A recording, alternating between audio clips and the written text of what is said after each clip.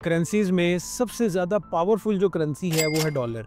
Dollar का impact हमारी life के ऊपर, हमारी इकोनॉमी के ऊपर क्यों इतना ज़्यादा है। आज मैं आपको डॉलर की रियलिटी बताऊंगा कि डॉलर ने इन्फ्लुएंस कब ली, क्यों हम डॉलर्स में इतना इन्वॉल्व है और क्यों पूरी दुनिया जो है वो डॉलर में ही ट्रेड करने के ऊपर मजबूर है। क्यों किसी और करेंसी को प्रेफरेंस दी नहीं जा सकती और ना ही किसी और करेंसी वो वैल्यू गेन कर सकती है जो इस वक्त डॉलर को है। इन सारी चीज़ों को इस वीडियो में समझेंगे, तो वीडियो को एंड तक ज़रूर देखें। यूएस डॉलर एक वेपन का काम करता है। अगर यूएस डॉलर को किसी भी इकोनॉमी को तबाह करना हो तो उसको मिसाइल्स या फिर किसी न्यूक्लियर वॉर की या न्यूक्लियर वेपन की ज़रूरत नहीं है। यूएस जो है वो किसी भी कंट्री के ऊपर अगर सैंक्शन लगा दे तो उसकी इकोनॉमी रातों रात जो है वो तबाह हो सकती है। इसी चीज़ को हम आगे जानेंगे कि ये सिलसिला स्टार्ट कब हुआ। दुनिया में इतनी करेंसीज हैं, फिर क्या वजह है कि डॉलर के अलावा आप किसी भी करेंसी में इंटरनेशनल ट्रेड जो है वो नहीं कर सकते हैं। चाहे जितनी बड़ी सुपर पावर ही क्यों ना हो, रशिया ही क्यों ना हो, अगर यूएस चाहे तो किसी भी कंट्री के ऊपर सैंक्शन लगा के उसकी इकोनॉमी को रातों रात तबाह कर सकता है। अगर बाकी कोई कंट्री किसी दूसरी कंट्री के ऊपर सैंक्शन लगा देती है तो उसकी चर्चा क्यों नहीं होती, लेकिन जब यूएस किसी कंट्री के ऊपर सैंक्शन लगाता है तो पूरी दुनिया में उसकी चर्चा होती है। Nepal, Sri Lanka, India, south Africa, अगर ये किसी कंट्रीज के ऊपर सैंक्शन लगा देती हैं तो ये चर्चा में क्यों नहीं रहती। किसी भी दो मुल्क के रिलेशनशिप को समझने के लिए आपको उसका ट्रेड रिलेशनशिप समझना बहुत जरूरी है।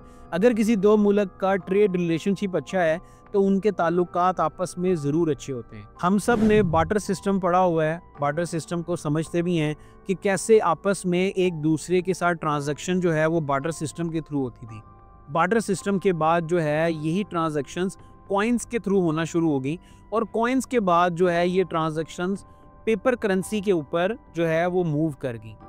बिल्कुल नहीं। कॉइन्स के बाद जिसके अंदर इंटरनेशनल ट्रेड होती रही वो पेपर करेंसी नहीं थी, वो था गोल्ड। अगर किसी कंट्री को किसी दूसरी कंट्री से बल्क ट्रेड डील करनी होती थी तो वो पेपर करेंसी में या कॉइन्स में नहीं करता था, क्योंकि कॉइन्स को एक जगह से दूसरे जगह पर बल्क के अंदर लेकर जाना बहुत बड़ा एक चैलेंज था। इस वजह से किसी भी एक कंट्री के अंदर जब वो किसी दूसरे कंट्री के साथ ट्रेड करने जाता था तो उस कंट्री के अंदर वो अपना गोल्ड रिजर्व रखवाता था और उस गोल्ड के अगेंस्ट उसको एक पेपर मिलता था, साइन पेपर, जो वो किसी दूसरी कंट्री में उसके नुमाइंदे के पास जाकर वो पेपर देकर अपनी ट्रेड जो है वो फुलफिल करता था, जिसको हम हवाला भी कहते हैं, जो अभी भी ओल्ड फॉर्म के ऊपर चल रहा होता है। इसी तरह बहुत सारे वर्ल्ड्स के अंदर आपस में जो ट्रेडिंग कॉन्सेप्ट था बल्क डील का, वो यही कॉन्सेप्ट ही अप्लाई होता था।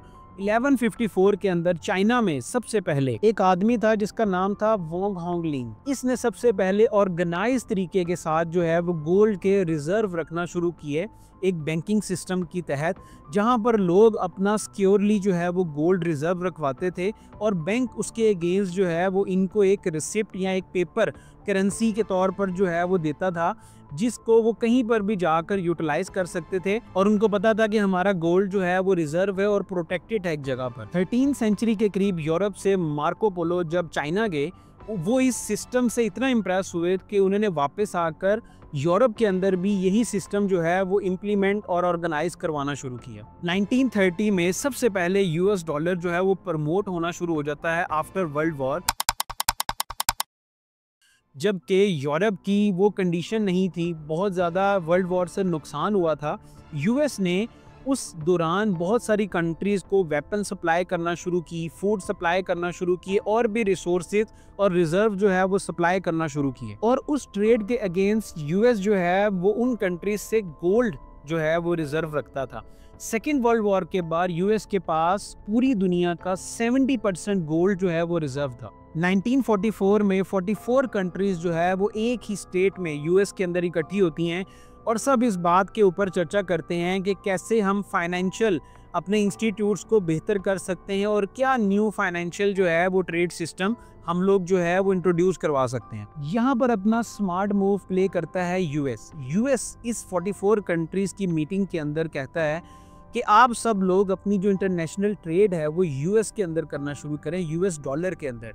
यूएस डॉलर के अंदर अगर आप अपनी ट्रेड करना शुरू करेंगे तो मैं आपको एक गोल्ड एक ऑन्स गोल्ड के बदले में $35 जो है वो पे ऑफ करूंगा। और सभी कंट्री इसके ऊपर एग्री भी कर जाते हैं। और इसी दौरान यूएस जो है वो IMF और वर्ल्ड बैंक को इंट्रोड्यूस करवाता है। IMF और वर्ल्ड बैंक का काम ये होता है कि IMF लोन प्रोवाइड करता है उन कंट्रीज को जो वर्ल्ड वॉर के बाद दोबारा से स्टैब्लिश होना चाह रही हैं, तो उनको लोन जो है IMF प्रोवाइड करना शुरू कर देता है। यूएस एक और स्मार्ट मूव प्ले करता है, क्योंकि उसको पता था कि जैसे यूरोप का स्टर्लिंग जो है वो स्टेबल नहीं रहा, इसी तरह एक वक्त आएगा कि यूएस डॉलर भी स्टेबल नहीं रहेगा।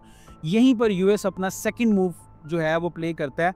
यूएस और यूरोप पूरी दुनिया के अंदर जहां से ऑयल एक्सट्रैक्ट होता है या ऑयल निकलता है, उन कंट्रीज़ को सर्च आउट कर रहे होते हैं और उन कंट्रीज़ के ऊपर रिसर्चेस कर रहे होते हैं, क्योंकि इनके पास वो टेक्नोलॉजी है जो कि बेटर वे के अंदर और फास्टेस्ट वे के अंदर जो है वो ऑयल को एक्सट्रैक्ट कर सकती है। यहीं पर यूएस जो है वो अरब कंट्रीज़ के पास जाता है और उनको कन्वेंस करता है कि आपको हम हेल्प आउट करेंगे आपकी ऑयल एक्सट्रैक्शन के अंदर, प्लस आपको हम लोग सिक्योरिटी प्रोवाइड करेंगे, क्योंकि उस वक्त एक सुपर पावर अमेरिका जो है, यूएस जो है वो बन चुका होता है। तभी यहाँ पर यूएस जो है वो अपना सेकंड स्मार्ट मूव जो है वो प्ले करता है और अरब कंट्रीज़ को ये कहता है कि हम आपकी हेल्प आउट करेंगे ऑयल एक्सट्रैक्शन के अंदर, प्लस आपको सिक्योरिटी भी प्रोवाइड करेंगे। इसके बदले में आपको सिर्फ एक काम करना होगा कि जब भी आप पूरी दुनिया को ऑयल बेचेंगे तो वो आप ट्रेडिंग जो है वो यूएस डॉलर के अंदर करेंगे, उसके अगेंस्ट आप यूएस डॉलर रिसीव करेंगे, किसी और करेंसी के अंदर अपना ऑयल जो है वो नहीं बेचेंगे। ऑयल मॉडर्न इकोनॉमी का एक सबसे पावरफुल जो है वो प्रोडक्ट है। अरब कंट्रीज मजबूरन इस चीज के ऊपर जो है वो एग्री कर जाते हैं, और जब पूरी दुनिया को इस स्टेप का पता लगता है तो हर कंट्री जो है वो अपने पास डॉलर को रिजर्व रखना शुरू कर देते हैं, क्योंकि जिस कंट्री को भी ऑयल चाहिए डेफिनेटली उसके पास डॉलर होंगे तो उसको ऑयल मिलेगा। फिर ट्विस्ट आता है 1971 में। 1971 में यूएस प्रेसिडेंट ओवरऑल एक कॉन्फ्रेंस में क्लेम करते हैं कि आइंदा के बाद जो यूएस डॉलर के अगेंस्ट गोल्ड की ट्रेडिंग चल रही होती थी वो आज के बाद बंद कर दी जाएगी। यूएस डॉलर के अगेंस्ट अब गोल्ड नहीं दिया जाएगा। यूएस प्रेसिडेंट का ये बयान आने के बाद पूरी दुनिया जो है वो शॉक्ड हो जाती है। इसकी एग्जांपल मैं आपको ऐसे ही दूंगा कि जैसे किसी शख्स ने सबको चेक डिस्ट्रीब्यूट किए हों, पूरी दुनिया के पास उस एक शख्स के मल्टीपल चेक्स हों और वो क्लेम कर दे कि ये चेक तो आपके पास है लेकिन आप इसको कैश आउट नहीं करवा सकते हैं, तो उस वक्त आपकी क्या कंडीशन होगी। सेम यही कंडीशन थी पूरी दुनिया की इस एक बयान के बाद। और सेम उसी वक्त के ऊपर अरब जो था वो भी परेशान था और उसने यूएस से कहा कि हम लोग क्योंकि पूरी दुनिया में डॉलर से ट्रेड कर रहे हैं और गोल्ड उसके अगेंस्ट जो है वो अब नहीं ले सकते, तो यूएस ने कहा कि आप अपनी ट्रेडिंग जो पूरी दुनिया के अंदर ऑयल के अगेंस्ट ऑयल डॉलर में बेच रहे हैं उसको बेचते रहें, उसको किसी और करेंसी के अंदर कन्वर्ट ना करें। हम आपको सिक्योरिटी भी देंगे, प्लस जो डॉलर आप इकट्ठा कर रहे हैं ऑयल बेचने के ऊपर उसको यूएस के अंदर इन्वेस्ट करें, वहाँ पर बॉन्ड्स की सूरत में, वहाँ पर डिफरेंट फाइनेंशियल इंस्टीट्यूट के अंदर इन्वेस्टमेंट करना शुरू करें। अरब कंट्री के लिए इससे बड़ी अपॉर्चुनिटी और क्या थी कि वो एक ऐसी स्टेट के साथ मिलकर जो है इन्वेस्टमेंट कर रहा है वहाँ पर जो ऑलरेडी पूरी दुनिया के अंदर सबसे ज़्यादा पावरफुल है। इसी दौरान बहुत से अरब लीडर जो है वो इस चीज़ को कंडेम भी करते हैं और यूएस डॉलर के अंदर अपनी ट्रेड करना बंद कर देते हैं। सबसे पहले इराक, सद्दाम हुसैन ने यूएस डॉलर के अंदर ऑयल बेचना बंद कर दिया और उसके बजाय यूरो के अंदर बेचना शुरू कर दिया। इसी तरह लीबिया ने भी ये काम शुरू किया और उसके बाद ईरान ने भी यही काम शुरू किया कि यूरो के अंदर जो है वो ऑयल बेचना शुरू किया। इसका इम्पैक्ट ये हुआ कि यूएस ने इन तीनों जगहों के ऊपर सिविल वॉर करवा के इनकी इकोनॉमी को तबाह कर दिया और ईरान के ऊपर डिफरेंट सैंक्शंस लगाकर उसकी इकोनॉमी को भी डिस्ट्रॉय कर दिया। इतनी पावरफुल इम्पैक्ट ये सोचे समझे रखा गया है यूएस की तरफ से। सो आज आप, मैं, हम, हर बंदा जो है, हर इकोनॉमी जो है वो बाउंड है यूएस डॉलर के ऊपर। यूएस डॉलर को ट्रेड करना चाहते हैं। यूएस डॉलर के बगैर हम कोई भी इंटरनेशनल ट्रांजैक्शन जो है वो कर नहीं सकते।